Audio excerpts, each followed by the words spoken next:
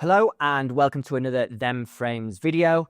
In this one, I'm going to be editing a photograph by only using AI tools. AI has taken the world by storm and the photo industry has not escaped it either. I'm going to be using Luminar Neo, which has got several AI enhancement tools that you can use to edit your images. So I won't be touching your normal tools, your sliders to change exposure. I won't be doing any manual color grading or anything like that. I'll only be using tools that have a little AI symbol next to it, and we'll just see what we can get out of this image. There's also a new tool that's just been introduced by Luminar Neo, which I'm very excited to test. So stick around towards the end of the video because I'm going to be seeing just how good it is, how it can speed up workflows, and what it can do for the overall quality and depth of your photograph. Let's get into it. Okay, so I have an image here which I shot on my rooftop in Oaxaca, Mexico. Got some beautiful hills towards the background of my scene. In the foreground, you've got the local community houses. So yeah, I mean, I like this shot. It's a simple but pleasing composition, and let's see what we can do in terms of getting the most out of it. So the first one I'm going to look at is the Auto Enhance tool. Let's see what we can get out of the image when using this. So the accent will essentially edit all of the image. The sky enhancer, naturally, is for the sky part, sorry. Say that 10 times after a few drinks. So let's do the accent. What it seems to be doing here is lifting up the highlights. So I guess here what AI is doing is analyzing parts of the image that need a little bit of oomph, shall we say. This is a very subtle tool. It's not, as you can see, it's not making huge differences. I'm certainly seeing more vibrancy. I'm seeing more contrast and a little bit more clarity and sharpness in there as well. So this would be for those who really like minimal edits. They just want to get their raw file, add a little bit more bounce to the frame, get it out there, share it on social media. So the sky enhancer seems to just be making the blues darker. I don't feel like that's enhancing anything.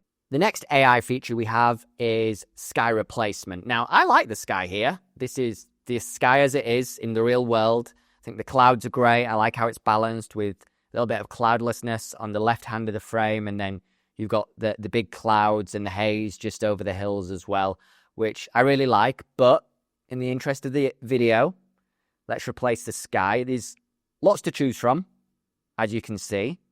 Now, I'm not going to get ridiculous with it. I'm not going to be doing Milky Ways or adding a sunset sky, because this is actually shot around about 10 a.m. The sun is well and truly up. It's not sunrise and certainly not sunset. So let's see if we can add a little bit more character to the clouds, and a little bit more of a dynamic feel.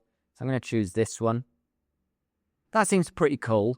I can see that because there are actually clouds in the image already, around about here. I don't think it takes away from it, but there's a little bit of an overlap. But overall, I quite like that. So I'm happy with the sky as it is. The next batch of AI tools live in image quality. So noiseless. Essentially, if you've got any grain in your image, it's going to reduce that and hopefully have good, realistic results. Now, as I say, I shot this around about 10 a.m. The sun is up and at ISO 200. There's hardly any noise in this image, but we're going to use it. And what I actually like here with Luminar Neo is it suggests how much you should apply. So we've got low, middle, and high. So low, basically, it won't do much noise reduction. Middle ground, and high. You know, think of a nighttime shot where you're shooting at a high ISO and you want to get rid of all that grain. So I'm going to take its advice and I'm going to choose low. Okay, so yeah, it's made a subtle difference. There's a softness about it that wasn't there. So if we just have a look at what we've done so far. So that's the image, the raw file I loaded up. And just using our AI tools, and we've only used a small amount so far. Yeah, we're starting to get a bit more of a powerful frame out of the edits. Now, the structure tool is clarity, essentially. And it's going to analyze what parts of the image can benefit from clarity being pushed into it. So if we go down here, you can see it's got that soft, dreamy-like image. It doesn't seem to be doing it universally. It seems to mainly be doing it in clouds and trees and a little bit on the hills. And the same is true if you increase it. So I'm going to decrease it a little bit, not much. And then if you give it a boost, that doesn't seem to do much. So yeah, I guess the AI here is rather than adding clarity universally, it's adding where it sees fit. And that's pretty cool. Okay, now we're going to jump into the landscape category, which is fitting because, this is pretty much a landscape shot, even though I took it on the top of my apartment block. And the first one we've got is Twilight Enhancer. Now, it starts with some presets. I'm going to choose Emerald. So it applies, obviously, a little bit of color grading, and it reduces the exposure for some reason. So if we bring that back up, okay, so it's got a bit of a theme about it now. Let's see what else we have. We have Mauve. Seems to be a bit more purpley. Golden, you would imagine, would be warmer. Yeah. So it's a bit like using a lens filter, a preset, and then putting it all together. I'm going to reduce the amount. We need to really bring... I like the golden one. So we're just going to do a little bit of a before and after again. So yeah, here you see, very flat raw file. Now you're starting to get a bit more of an atmospheric look and feel to the image. And the next one is Atmosphere. Now what Atmosphere does is it lets you add fog, layered fog, mist and haze to your frame. And again, it's going to use AI to analyze the image and then determine where it's best to place the effect. So if we just do fog. So that kind of makes it a little bit hazy at the top of the frame. You can change depth, so you can have it across the full frame or just towards the top. Let's add a little bit of mist. Again, it's kind of having a bit of a dehaze or a haze, an unhaze. What's the opposite of dehaze? Haze effect on the frame. And you only need a subtle amount here. That's not my favorite of the tools, but you can play around with that and see if it works for you. So I'm going to jump into creative, and this is places where you can add like film grain, you can do some color toning, but these are all non-AI tools. The only one here is Magic Light. So it's essentially a brush tool. So you start with the intensity at 15, it loads up the brush. And we're going to put it here on the peak. And it's essentially offering a light beam that drops onto the frame. It's a little bit hacky, I'm not sure, and you can increase the glow, the beam width. It's as if you're kind of putting a sun in there and also a light beam from the sun. It's okay, not my favorite of them, but yeah, that's the light beam tool. So before I use the latest addition to AI technology, let's just do another before and after. So we started here and we ended here. I really like the original. I like the edit as well. I'd be getting the light beam taken out of there, but other than that, I think it's done a good job. And let's jump into now what is currently in beta, recently introduced by Luminar Neo, and it's called the AI Assistant. And the way this works is, rather than me doing things manually to an image, I just give the AI Assistant a prompt, and on paper, it's going to do it for me. Let's see how well that's going to work.